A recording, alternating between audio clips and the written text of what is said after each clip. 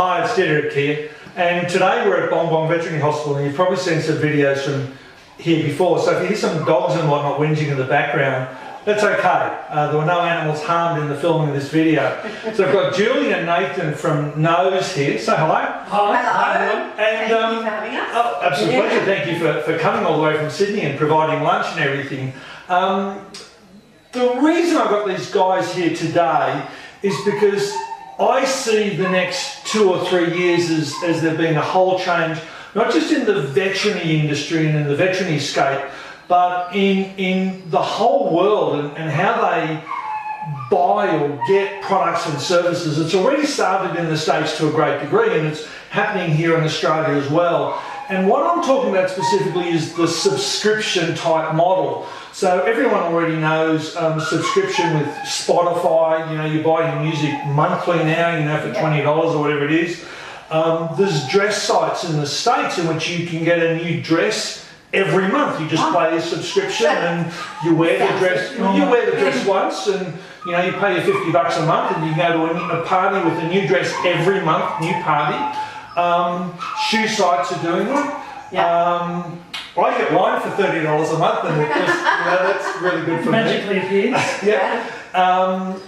Food and obviously places like Light and Easy are doing that, and then there's other boxed foods that come and you cook it yourself and the recipe's there, and that's just delivered to your door. And there's businesses, there's food deliveries now to corporate as well, so the lunches are all provided. So this model's happening in the States already in vet. There's a couple of companies providing veterinary companies with the services that allow them to deliver products directly on a subscription level to clients.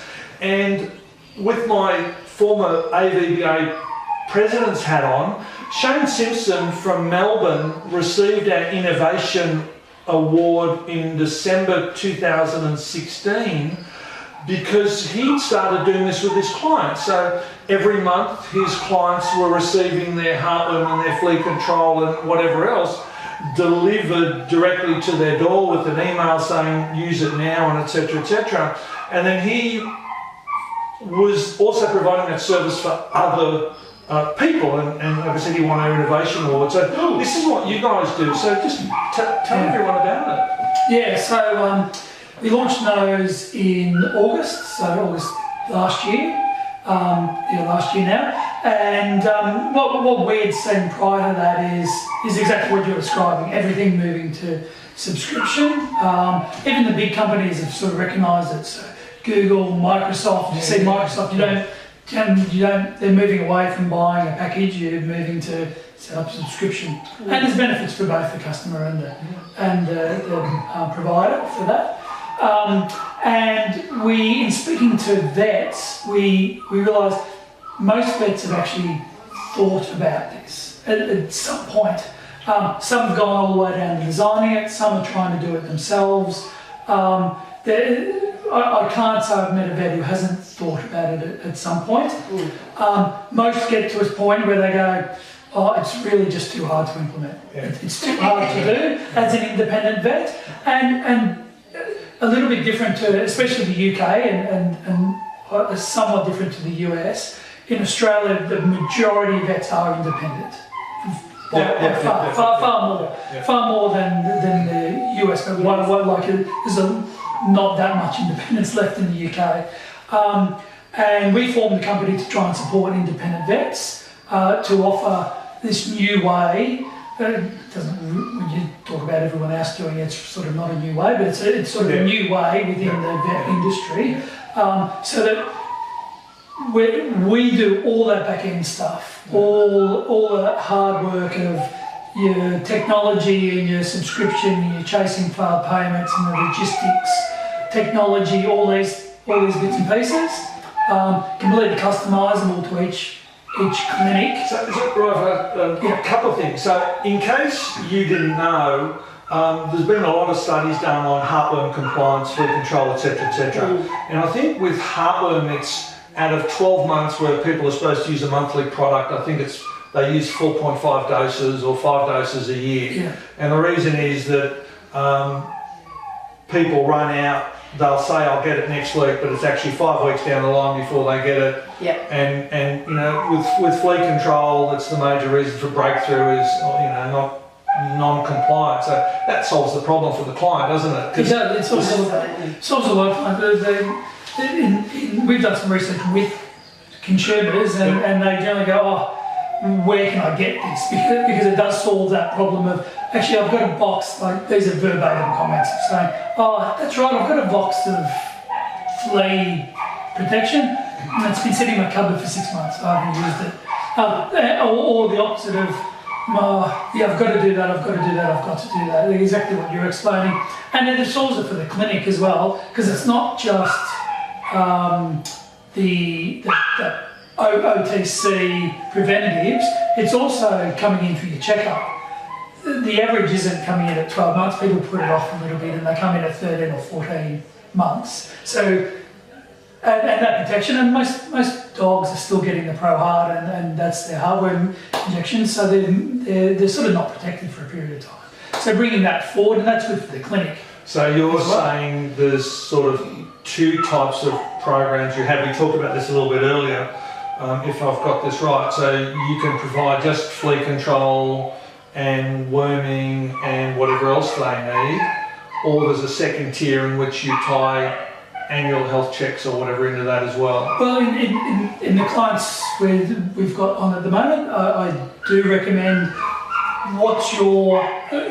give your clients your current protocol. Put in a plan that is what you're recommending now. One, because you believe it, your staff believe it, and that's what clients need. So your dog needs to come in for its annual checkup, it needs to get its heartworm injection, it needs to get its vaccines. Depending on your area, you need tick and flea and intestinal worm. There's the core of your plan, and it doesn't take too much to work that out, because you probably say it 4 or 5 times a day to each new client.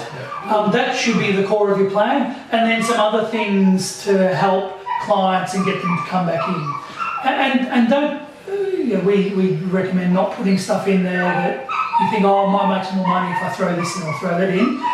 Give the customers what they need, so your staff believe it, you believe it, the customer believes it, and everyone actually wins from that. And so the client then pays that, or it automatically gets taken out of their credit card once a month. Yeah, so what we do, we can set up websites, so we set up websites that look like your website. So attached to the back end. Attached to the back end, it actually sits on our server, but it looks exactly the same branding, so customers don't really notice they've moved and they go through and buy it online. And then we do the credit card charging each month, and all of that is completely compliant with international standards. So in fact, we don't even hold the credit card, it's held by a banking partner, and we'll chase failed payments, which is normally people have maxed out their credit card or a numbers change, we sort that out. So we do all that banking, painful admin stuff, and then where it's vet services, obviously the vet provides that, and where it's a preventable, which might be quarterly or monthly or a mix of both, then we all supply that. So just going sideways, and I've got a copy here of the Bayer Care Usage Study that was done a few years ago now, and I just want to read out a couple of things. So the summary here is that clients say that if they could divide their whole 12 months spend at a vet into monthly payments or increments or whatever you want to call it, i.e. subscription, they would spend, and I think the number here is something like 69% more than they currently do. Now I've got some other data which I only got the other day, so there's and I don't think we've even talked about it, there's a well-managed practice study that comes out from the States every year, and I just got a copy of that, and in that study they looked at how you could get clients to increase their pet care spend, and they interviewed a stack of clients, and clients were saying, I've got this amount of money to spend at the vets. And and that includes flea control, heartworm, vaccinations, annual health check, sickness, and it was interesting that the practices that had gone to a subscription model where their heartworm and their flea control, etc., was delivered by a third party, even though that third party was affiliated with the practice, the clients didn't realise that. So they spent the original amount that they were going to spend with the vet, but that consisted then only of professional services, more or less. Yep. And that other money that was allocated, that was originally allocated in this pile here for flea control and heartworm, etc., that was delivered by a third party, was extra money. Does that make sort of sense? Yeah. So the client spent the same amount of money with the vet, but the vet made more because these other services were delivered by a third party, and the client didn't sort of add that together in the same And also, bucket. we know that people are spending a lot on their pets. We've got all that data. It's just that they're not necessarily spending it with the vet. They're maybe shopping around and buying a lot from retailers or online, and from lots of other places as well. So that money is actually being brought back into the vet participating in that sale, which is really important. It's for the independent vets to be able to offer their services, but also make those sales at competitive rates. Yeah, and I think most vet practices aren't on a client's way home, but there's typically a pet store or a supermarket or something on the way home. So they're not going to drive out of their way to go to the vet to get their flea control, etc. They'll stop at the pet store or whatever, and they'll also automatically think that those guys are cheaper and they'll food and everything else. Yeah. So if the vet practice is delivering that stuff on a monthly basis, then that doesn't happen. It's there waiting for Yeah, them. so that sort of plan design I mentioned at the start, which is starting with your existing protocols, it's actually not asking the customer to spend more, because in theory we know they sort of don't, because they don't necessarily all follow the protocol. Good intentions, and it sort of fades off. Okay. But you're really asking the client, don't spend more, just spend it with us, and actually we'll make it really easy for you, because it'll just be month to month. Rather than big chunks here and there, and you don't have to remember, because when it's due, you'll get a single dose delivered to your door, give it to your dog, then you're done. And is there an email that goes with it or something? Yes, so we call it top and tail. So when it's sent, we say this has been put in the mail today. Could take up to X number of days, depending where you live. Keep an eye out for it and give it to you when you get it. 5 days later, we send another one, which says, we just, did you get it? What we're really asking there is, did you get it and give it to your animal? Okay. But we don't say, don't. We say it nicely and not say, have you thrown it in the pile of your other mail and forgotten to give it to the animal, because it sort of defeats the purpose. And that convenience, that's super, super convenient for the customer. And in fact, they're not actually paying any more, and the vet's receiving effectively passive profit on that margin on the preventatives, because Every month. So let's talk about the profitability or whatever, and I'm sure it's important to certain people. So a couple of things. What price do you sell these products at, and compared to, let's say, the rest of the internet? Because we know a lot of people want to just buy cheap stuff on the internet. There's two answers to that. It's actually whatever you want. Okay. Right. So our technology allows each vet to set whatever price they want. So the practice doesn't have to decrease their profitability compared to if a client bought it in store? No, but I would recommend not to expect... excuse the phones. Most vet clinics might have quite high margins compared to a retail store. I would recommend expect a margin that's similar to a retail store and price it at that, so that then if your customer goes, I'm going to go and just compare, the numbers end up around the same, and they don't go on being ripped off by the vet. If they can quickly add up, all the things that and plus the added value, then why would I bother? And that's half the point too, is that they don't need to go anywhere else. The vet actually gives them everything they need for the year. So the margin might be, if you follow that advice, and you don't have to, it's up to you to set the price as a vet, then you might get a smaller margin, but you're getting 100% of the margin for that client because they're buying it all from you.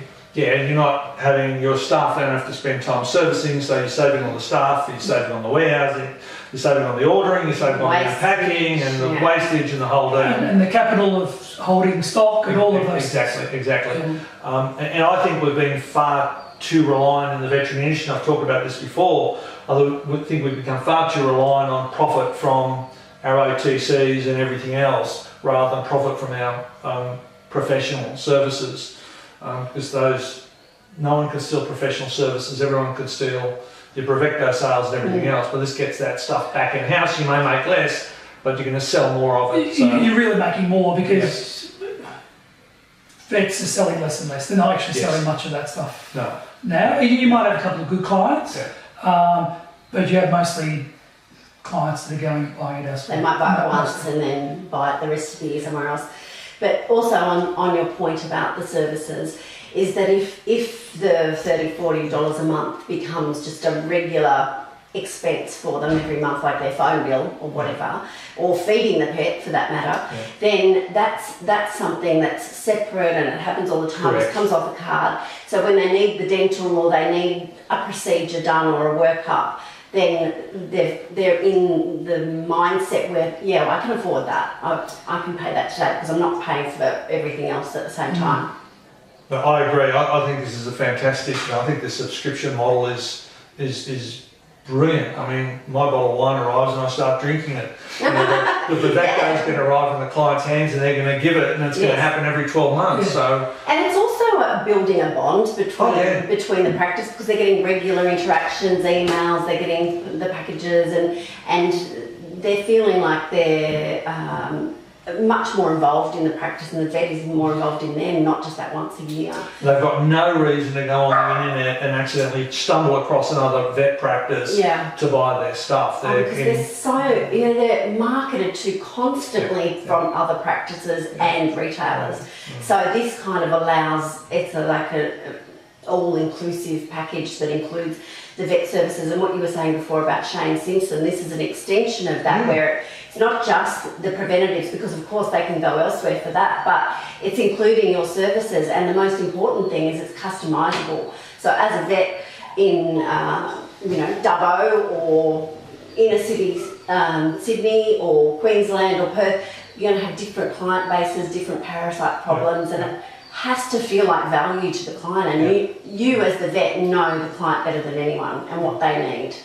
So it's not all those extra things that you hope they don't use, it's exactly what they need and not what they don't need. Cool. And Nathan, just to clarify those emails come from the practice? Yeah, so what?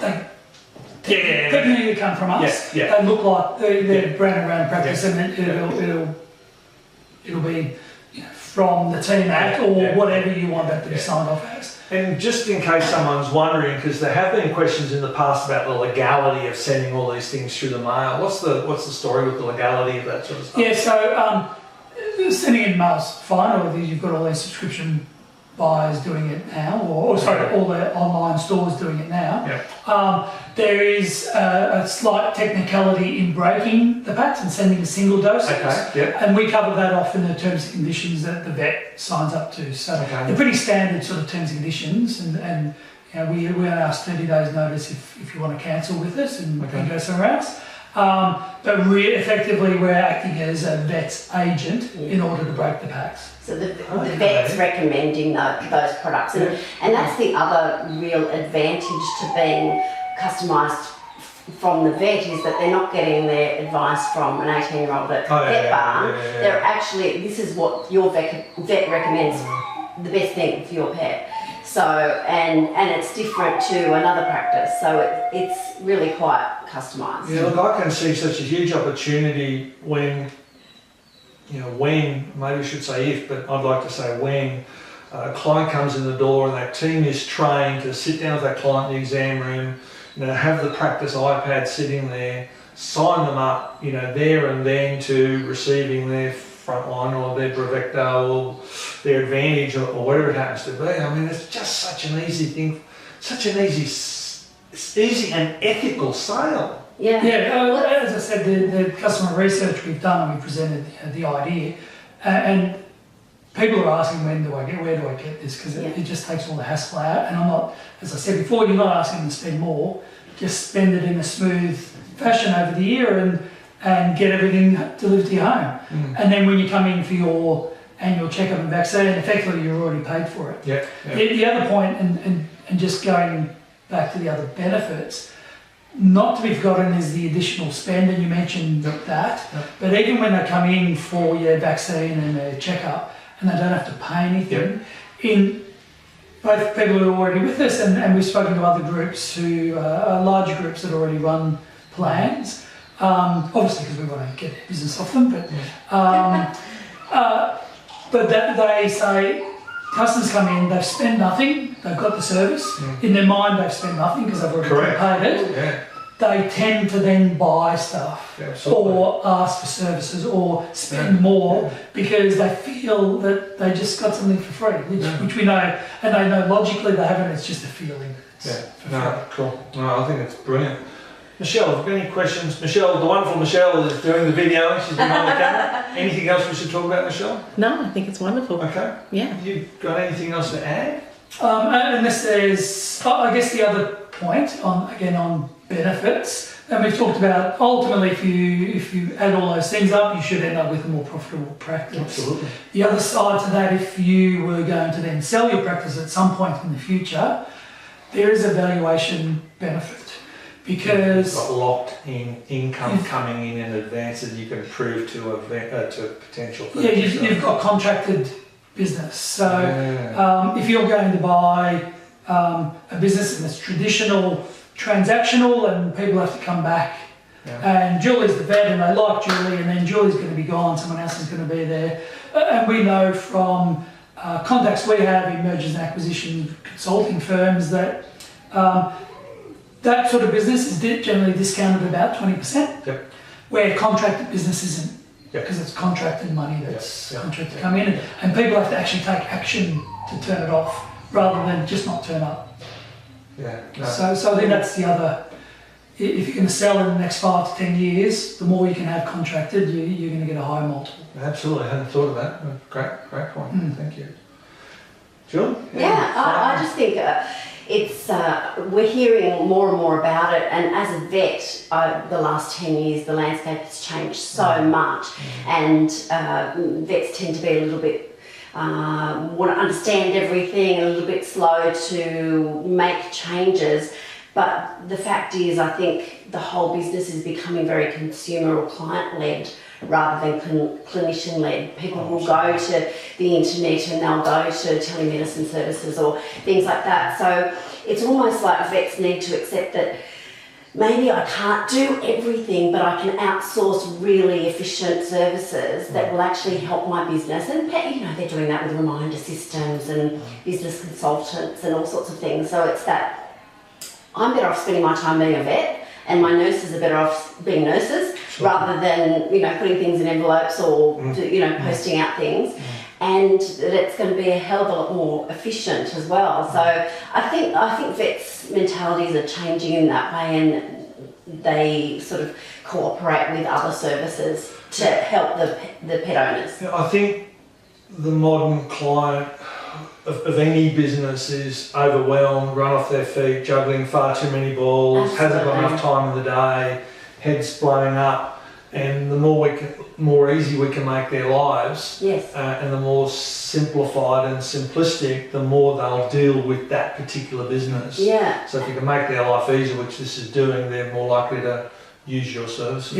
And staying relevant to the millennials and the pet owners of now and they want to buy online, don't they? They don't want to walk into a business. No, that's exactly right. Everything's just done on the phone, and this is one of those things that it's a set and forget. Okay, I know I've done that. I don't have to stress about it. I just need to walk the dog before it eats the lounge or whatever. But I've covered off on that. Well, that's a great point, because the millennials are now between 18 and 25, and they're the biggest generation ever to come through, and they're just entering, the data from them showing that they're just entering their pet buying years, Yes. and they're spending money got on the them money. bigger than any other generation. And they're much more compliant. Yes. They're much more Yeah. likely Yeah. to do diagnostics, anything. So that's what I was saying before. The vet becomes almost the advisor on how and the centre of the pet's life, and all these other services help, and they still get their margin out of it. So it's, yeah.